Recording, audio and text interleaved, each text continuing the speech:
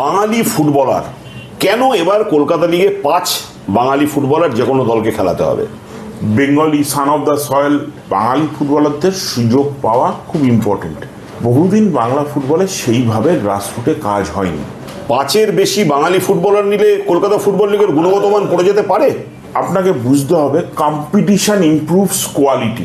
যে একটা সময় কলকাতা ছিল ফুটবলের মক্কা, বাঙালি ফুটবলারদের সংরক্ষণ করি, তাহলে কি ভিন রাজ্যের ফুটবলারদের কাছে বাংলার ডেস্টিনেশন এটা কিছুটা বাধাপ্রাপ্ত হবে? নমস্কার, আমি রজত শুভ্র মুখোটি, SACN আপনাদের আরও একবার স্বাগত।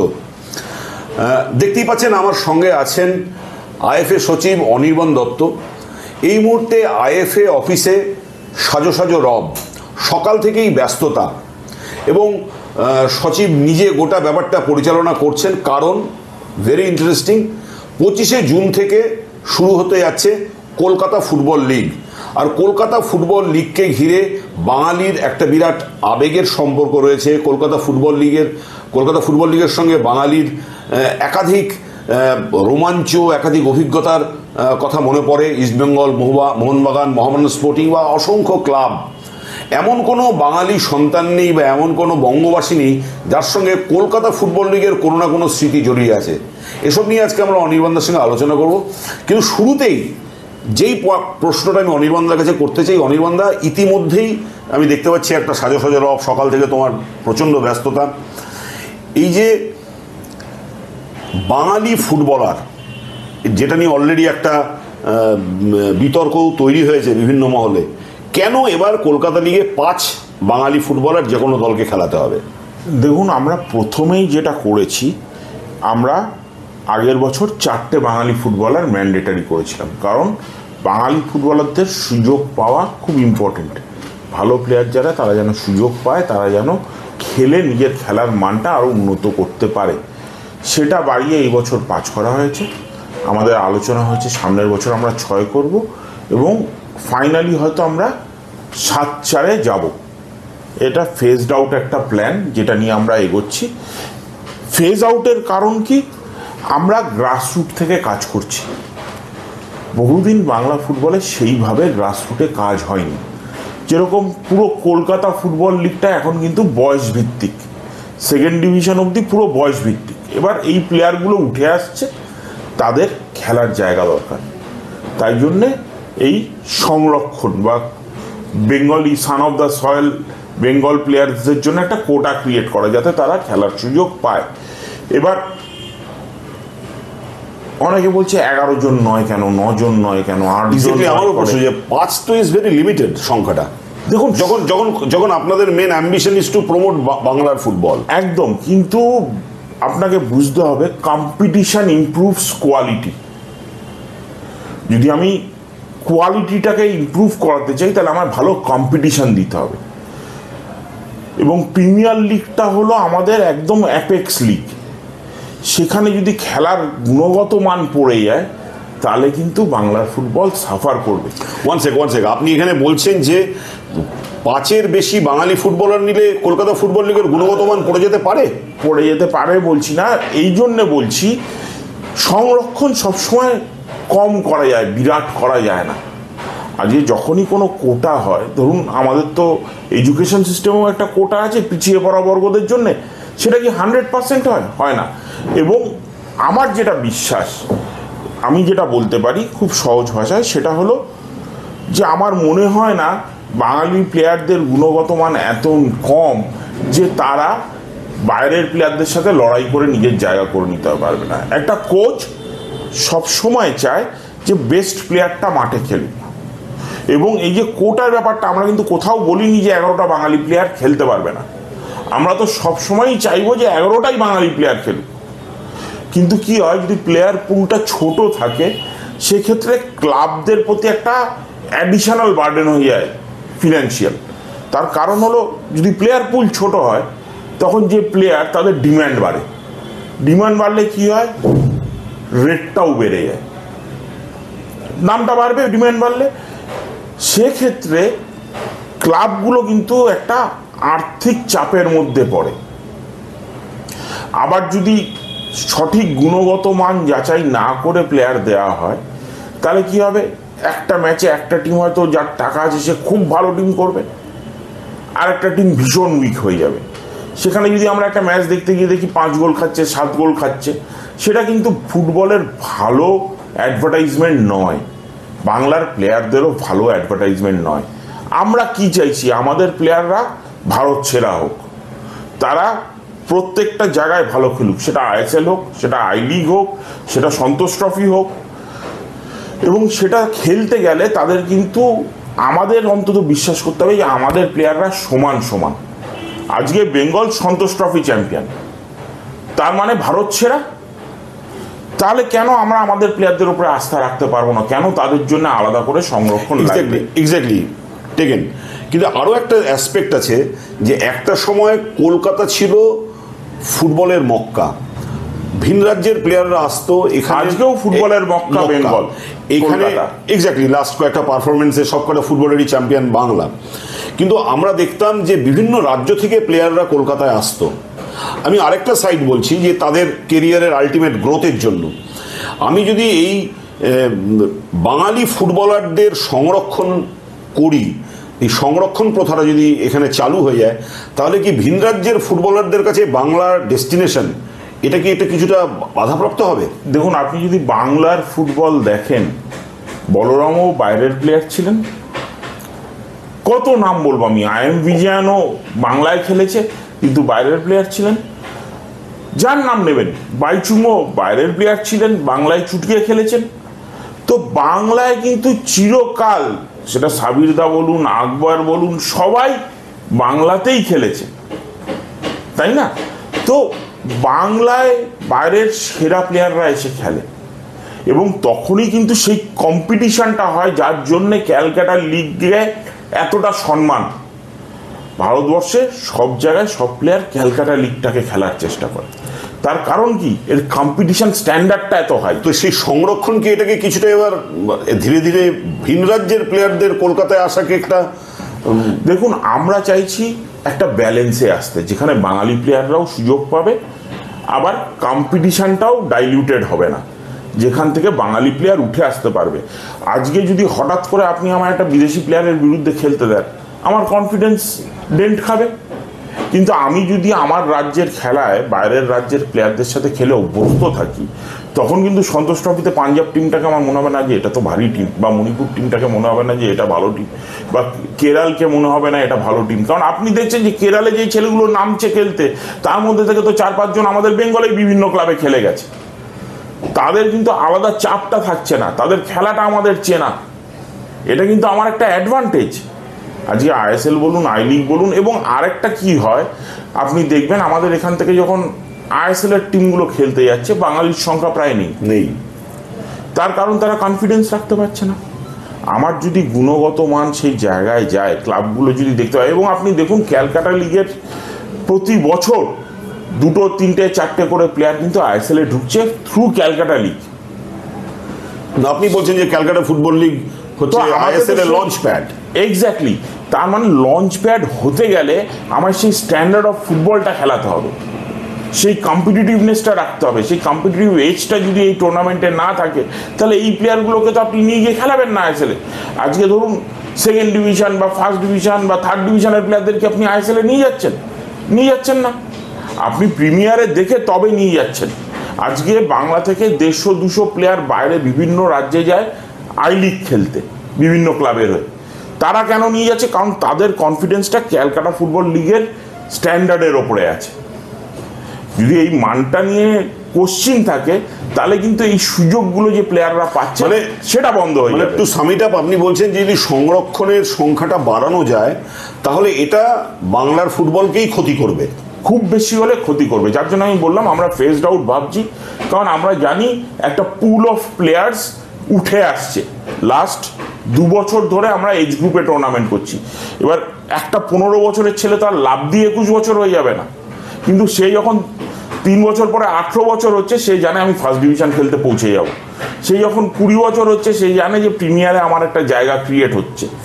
এবং গ্র্যাজুয়ালি যখন মানটা এমন একটা জায়গায় চলে আসবে, তখন কিন্তু আর এই সংরক্ষণ নিয়ে চিন্তাই করতে হবে না, কারণ তখন বাংলার প্লেয়ারদের স্ট্যান্ডার্ডটাই এমন হয়ে যাবে যে তারাই ন্যাচারাল চয়েস হয়ে যাবে।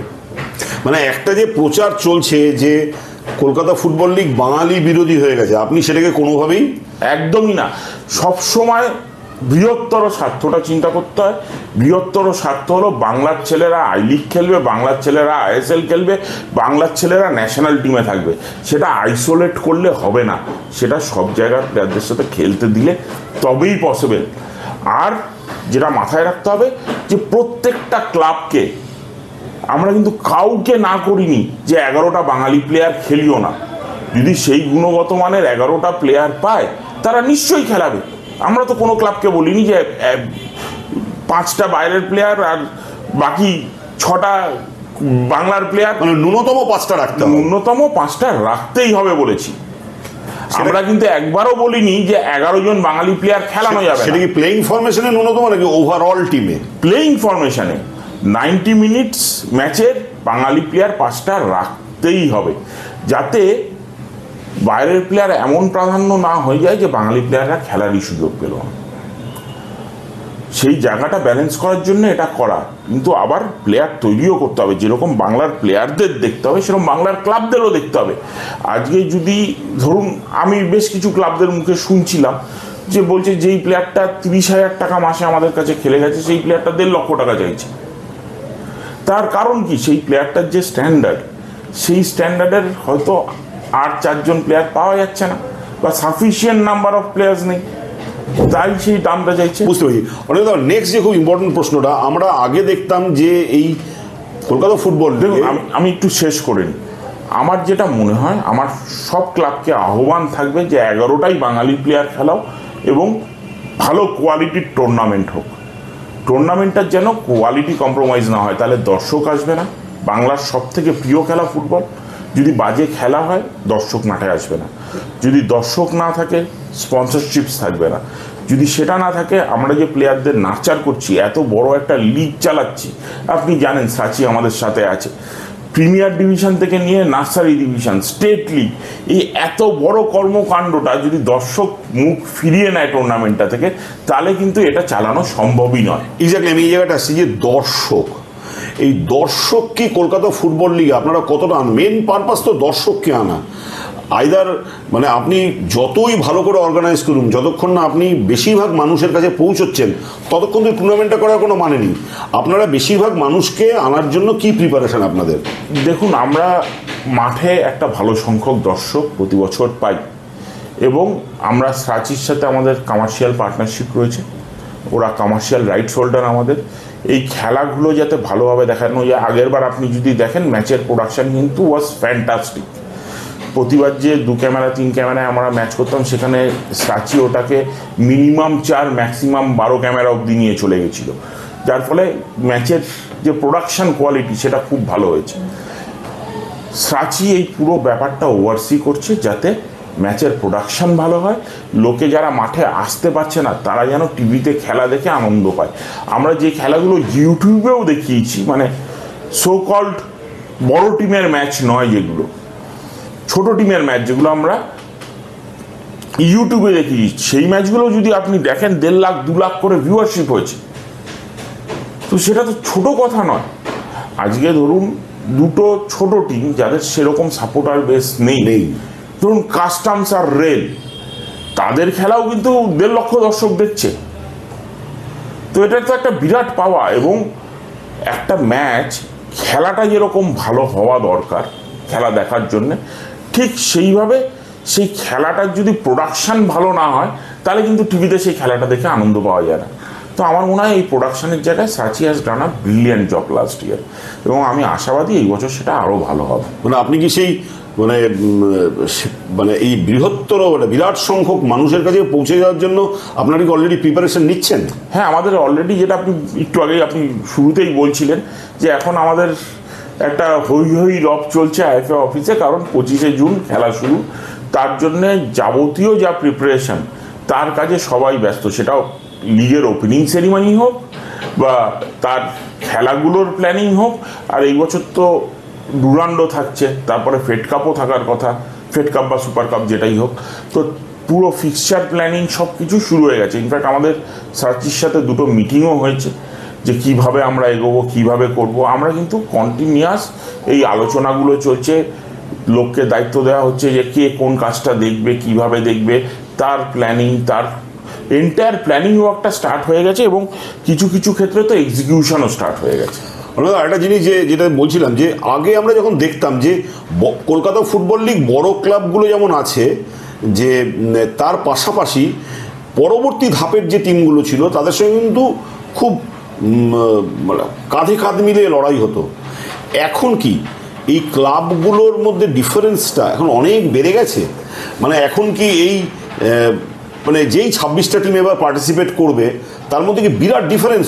আপনি যদি আমায় জিজ্ঞাসা করেন যেইভাবে টিমগুলো তৈরি হচ্ছে, আমার মনে হয় এই বছরের Calcutta football league is going to B the most difficult league in the history of Calcutta football league last কিছু বছর ধরলে। কেন বলছেন?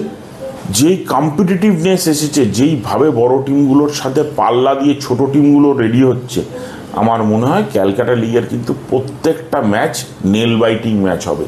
মানে আগে যেরকম একটা ধারণা ছিল যে সব ছোট টিম মানেই সহজ ম্যাচ, সেই জায়গাটা কিন্তু বদলে যাচ্ছে। যেটা আমরা অনেক আগে 80s দেখেছি যে একটা মারামারি হতো দুটো টিমে, ছোট টিম হোক বড় টিম হোক, একটা সমান সমান লড়াই চলতো। সেই লড়াইয়ের জায়গায় কিন্তু এই বছর ক্যালকাটা লিগটাকে আপনি দেখতে পাবেন। আরেকটা প্রশ্ন আসছে যে এই বড় টিমগুলো ইস্টবেঙ্গল, মোহনবাগান, মহান স্পোর্টিং বা এখন আমাদের যে ডায়মন্ড হারবার এফসি, আমি বলছি যে এদের প্রাথমিক টিমটা না খেলা বা এদের মেজর প্লেয়ার না খেলা এটা লিগটাকে কতটা এফেক্ট করতে পারে? দেখুন, এখন আইএসএল এর যা নিয়ম আছে, ফার্স্ট টিম কারোরই পুরোপুরি খেলে না। এরা কি করে, ফার্স্ট টিম থেকে প্লেয়ার নিয়ে আসে কিছু, তাদেরকে খেলিয়ে ম্যাচ ফিট করে নেয়। এবং আমি তো প্রথমেই বললাম যে Calcutta league is a launch pad for ISL. তো ক্যালকাটা লিগে যেই প্লেয়ারগুলো ভালো খেলবে আগামী দিনে তারা আইএসএলে সই হয়। সেটা ইস্টবেঙ্গলের ক্ষেত্রে বলুন, সেটা মোহামেডানের ক্ষেত্রে বলুন, সেটা মোহনবাগানের ক্ষেত্রে বলুন, প্রত্যেকটা জায়গায় তাই হয়েছে। এবং যেই প্লেয়ারগুলো ম্যাচ ফিট নেই আইএসএলের, তাদের কিন্তু এখানে এসে ম্যাচ ফিট করে নিয়ে আবার আইএসএলে ফেরত নিয়ে গেছে। তো আমার মনে হয় এটা একটা বিরাট সুযোগ, এবং কম্পিটিশন যত ইমপ্রুভ করবে, বাংলার খেলার গুণগত মান যত ভালো হবে, তত সেই প্লেয়াররা জায়গা করে নেবে আইএসএল টিমে। আচ্ছা, এবার কটা মাঠে হচ্ছে খেলা? আপনারা মাঠ কি সব ঠিক করে? আমরা 7-8টা মাঠ, 8-9টা মাঠ ধরে চলি, তার মধ্যে 6টা মাঠে জেনারেলি খেলা পড়ে ম্যাক্সিমাম, এবং সেইভাবে খেলা এগোতে থাকে। কলকাতার বাইরে ছড়াতে পারবেন? কলকাতার বাইরে আগেরবারও আমরা 2-1টা ম্যাচ নিয়ে গেছিলাম। বেশি দূরে নিয়ে যাওয়াটা খুব চ্যালেঞ্জিং হয়ে যায়, কারণ আমাদের কলকাতা লিগটা খুব টাইট একটা টাইম ফ্রেমের মধ্যে শেষ করতে হয়, এবং এত ম্যাচ আমরা করি। তো যেটা হয় হলো, এই যে টিমের ট্র্যাভেলিং, বেশি দূরে নিয়ে গেলে টিমটার যাওয়া, থাকা, খেলে ফিরে আসা, এই ট্র্যাভেলিং টাইমটা একটা সাবস্ট্যান্সিয়াল টাইম নিয়ে নেয়, যার ফলে লিগটা ডিলে হতে থাকে। তাই খুব দূরে হয়তো আমরা যাব না, কিন্তু ইচ্ছা আছে এই বছরও 2-1টা ম্যাচ বাইরের ডিস্ট্রিক্টে নিয়ে যাওয়ার, কারণ তাতে ফুটবলের পপুলারিটিটা বাড়ে, এনগেজমেন্টটা বাড়ে। মানে ধরুন আজকে যদি একটা ম্যাচ আমার কোনো জেলার শহরে হয়, সেখানকার মানুষরা খেলা দেখতে উৎসাহ নিয়ে আসে, এবং এই উৎসাহটা না পরে অন্য অন্য ম্যাচে রিফ্লেক্ট করে। তারা কিন্তু টিভিতে বসে খেলা দেখে, যে কী হলো দেখি তো, বা যেই টিম দুটো খেলতে আসার কথা তারা কীরকম খেলছে সেটা দেখি তো, কোন টিমটা খুব ভালো খেলছে, কোন টিমটা অত ভালো খেলছে না সেটা দেখি তো। সেটাই কী হয়, ফুটবলটা আরও ছড়িয়ে দেওয়া যায়। তাই ইচ্ছা আছে জেলায় নিয়ে যাওয়ার 2-1টা ম্যাচ, খুব বেশি নিয়ে যাওয়া সম্ভব হবে না because of time frame restriction. আমি একদম শেষ দিকে চলে এসেছি, যে বিশ্বের বড় কোনো ফুটবল টুর্নামেন্ট সেখানে প্রাক্তনীদের ইনভলভ করা একটা বড়, মানে তাদের একটা প্ল্যানের মধ্যেই থাকে। এই যে কলকাতা বা বাংলার যে রিচ ফুটবল হিস্ট্রি, এই আইএফের পরিকল্পনার মধ্যে কি এরকম আছে কিছু, যে এই কলকাতা লিগকে আরও জনপ্রিয় করার জন্য বা অতীতের স্টারদের এনে তার কোনো প্রচারের ব্যবস্থা করা ইত্যাদি? দেখুন, আমাদের সাথে সবসময় ওতপ্রোতভাবে পুরনো প্লেয়াররা বা ফর্মার প্লেয়াররা জড়িয়ে থাকে। আইএফের যদি আপনি কোচেস কমিটি দেখেন, বিভিন্ন কমিটি দেখেন, বিভিন্ন কমিটিতে আপনি বিভিন্ন প্লেয়ারদের পাবেন। ইনফ্যাক্ট কোচেস কমিটি তো সব দিকপাল প্লেয়ারদের নিয়েই করা মূলত। এবং আমরা যেটা এই বছর প্ল্যান করছি, আমরা হয়তো প্রত্যেকটা ম্যাচে কিছু ফর্মার প্লেয়ারদের স্কাউট হিসেবে এনগেজ করব, যারা দেখে শর্ট লিস্ট করবে যে কোন প্লেয়ারগুলো খুব ভালো খেলছে। সেটা আমাদের সন্তোষ ট্রফির জন্যও একটা অ্যাডভান্টেজ দেবে, এবং আমাদের একটা প্রত্যেকটা ডিস্ট্রিক্টের থেকে টিম নিয়ে একটা ফ্র্যাঞ্চাইজি লিগ শুরু করার কথা চলছে, তারও একটা পুল তৈরি করার ব্যাপারে সেটা আমাদের সাহায্য করবে। Very interesting. এটি যদি ডিটেলে বলেন যে প্রাক্তন ফুটবলারদের নিয়ে একটা কমিটি তৈরি হচ্ছে যারা প্রতি কটা ম্যাচে স্কাউট কমিটি না, স্কাউটের দায়িত্ব দেওয়া হচ্ছে তাদের, যারা মাঠে গিয়ে খেলা দেখবে, আইডেন্টিফাই করবে আর আইডেন্টিফাই করবে কোন প্লেয়ারগুলো ভালো খেলছে। তো এতে একটা পুল তৈরি হবে আপনার, সেটা কি করবে? সেটা আমাদের সন্তোষ ট্রফির যখন ট্রায়ালস হয় সেখানে এরা ডাইরেক্ট টাকা পাবে, কারণ তারা already identify because of their performance in Calcutta football league. এছাড়া যেটা আমাদের ডিস্ট্রিক্টদের নিয়ে একটা ফ্র্যাঞ্চাইজি লিগ করার কথা চলছে, আমি এটার বেশি ভেতরে যাব না এখনও, কারণ এটা সারপ্রাইজ থাক, যখন শুরু হবে তখন দেখা যাবে। তো আমাদের সাচির সাথে কথা চলছে এটা নিয়ে। তো এটা যখন শুরু হবে এই প্লেয়ার পুলটা কিন্তু এই ডিস্ট্রিক্টদের যে ফ্র্যাঞ্চাইজি লিগ সেখানেও আমরা ব্যবহার করতে পারবো। লাস্ট প্রশ্ন অনির্বাণদা, যে আর মাত্র কয়েকদিন, এই মুহূর্তে আপনার ওভারঅল কতটা প্রস্তুতি কতটা সেরে ফেলেছেন? দেখুন, আইএফএর টিমটা 12 মাস এই কাজই করে। আমাদের যতজন স্টাফ আছে সবাই কিন্তু একটাই কাজ করে, ফুটবল অর্গানাইজ করা, টুর্নামেন্ট অর্গানাইজ করা, এটাই তাদের মূল কাজ। তো আমাদের টিম ভীষণ ক্যাপেবল, এবং আমরা প্রায় বছরে 3000 ম্যাচের কাছে এখন অর্গানাইজ করছি, এবং আমাদের টোটাল স্টাফ স্ট্রেংথ হয়তো 35-40 জন হবে। তো আপনি বুঝতেই পারছেন কতটা এফিশিয়েন্ট হতে হয় একটা ফুটবলকে ঘিরে বাংলার যে সেন্টিমেন্ট আদি এবং অকৃত্রিম, সেই যে ভালোবাসা, সেই যে মোড়ে মোড়ে আড্ডা, বাজারে আলোচনা, সেটা কি আবার রিভাইভ হবে যে কথাই হচ্ছে? আমি দৃঢ় বিশ্বাসী যে ফুটবল নিয়ে যে উন্মাদনা, দেখুন এই যে ডোমেস্টিক লিগে একটা কজন বাঙালি প্লেয়ার খেলবে, কজন অবাঙালি প্লেয়ার খেলবে, এটা নিয়ে যে এত আলোচনা হচ্ছে, এটা তো shows the popularity of the game. আজকে কেউ কিছু বলছে, কেউ কিছু বলছে, কেউ ভালো বলছে, কেউ বাজে বলছে, কিন্তু আলোচনা তো হচ্ছে। আলোচনাটা তখনই হয় যখন আপনার টপিকটায় ইন্টারেস্ট আছে। ধরুন একটা সাধারণ মানুষকে আপনি যদি গিয়ে ফিজিক্সের কোনো একটা ল নিয়ে কথা বলতে শুরু করেন, সে কিন্তু ইন্টারেস্ট পাবে না, সে আলোচনায় আসবে না। সে আলোচনা সেটা নিয়েই করবে যেটা সে ভালোবাসে, যেই টপিকটায় তার ইন্টারেস্ট আছে। ফুটবল বাঙালির কাছে যে খুব স্পেশাল, এবং তার অ্যাপিল যে বাঙালিদের কাছে খুব স্পেশাল, সেটার প্রমাণ হলো এই আলোচনা। আমাদের সঙ্গে কথা বলার জন্য অসংখ্য ধন্যবাদ অনির্বাণদা। আমরা কথা বলবো অনির্বাণদার সাথে খুব ক্যাটেগরিক্যালি, যে এই মুহূর্তে চূড়ান্ত প্রস্তুতি চলছে, ঠিক পরীক্ষার আগে যেরকম প্রস্তুতি হয়, এবং সচিব যেটা খুব ক্লিয়ারলি জানালেন যে এবারের কলকাতা ফুটবল লিগ আরও একবার প্রমাণ করবে বাঙালি ফুটবলকে ঘিরে স্বপ্ন দেখে, ফুটবলকে ঘিরে আলোচনা করে, এবং ফুটবলকে নিয়ে বাঁচতে ভালোবাসে, এবং এবার কলকাতা ফুটবল লিগে আইএফএ আরও একবার তা করে দেখাবে। নমস্কার।